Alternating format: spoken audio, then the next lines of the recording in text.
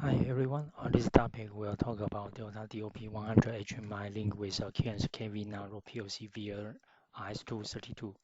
So this will be the system architecture. You can see we use the RJ11 cable link with Keyence Nano PLC to Delta DOP107 PV HMI. So this will be the wiring diagram. Okay, so you can see for the RJ11 connector from Keyence PLC side from 1 to 6. So 3 is RD, then 5 is SD, and 4 is SG. So we'll connect this to DOP100 serial port 2. So you will see RX will connect to TX in the number 3, and then 5SD will connect to RX in number 2 over here. And then this will be to 5 GND. So in the cable I use, the color will be red, yellow, and green. So the color may be different according to the cable you use. I'll give some reference.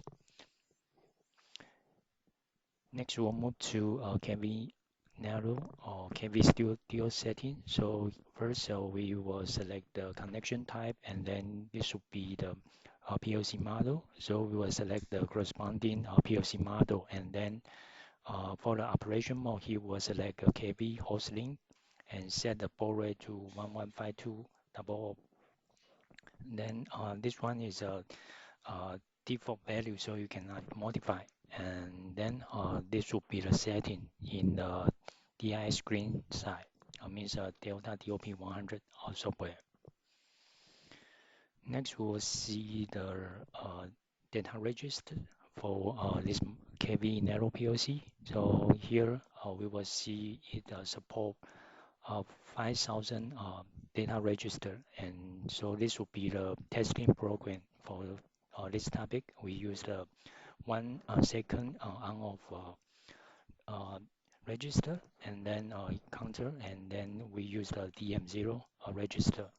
After the MR triple is trigger, and then you move the data from DM0 to DM4 999. After you count to 59, you will reset the value to 0. Moving forward to DI screen, so here we will select use a serial port 2 as mentioned previously. So we will select only this one, and this is the setting already mentioned. And because I want to access from VNC, so I also set the IP address and then enable VNC function. This will be the HMI content. So here I use MR triple and then I'll move the data ratio DM0 to DM4999. Okay, then come to the KV Studio. As mentioned, here we select the model and then select the host link and also the baud rate. And this is the program. And after that, we can switch either transfer to PLC program or we can directly switch online to monitor mode.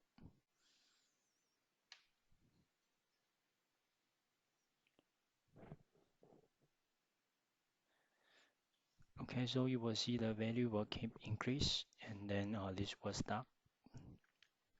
And then we move to the HMI portion. So as mentioned, okay, so this will be the settings for COM2. And then for the host, set the 0.1.12.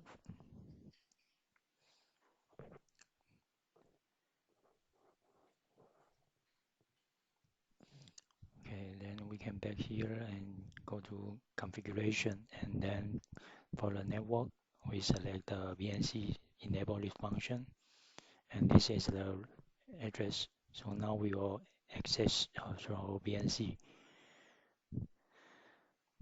Okay, so then we can check the program over here.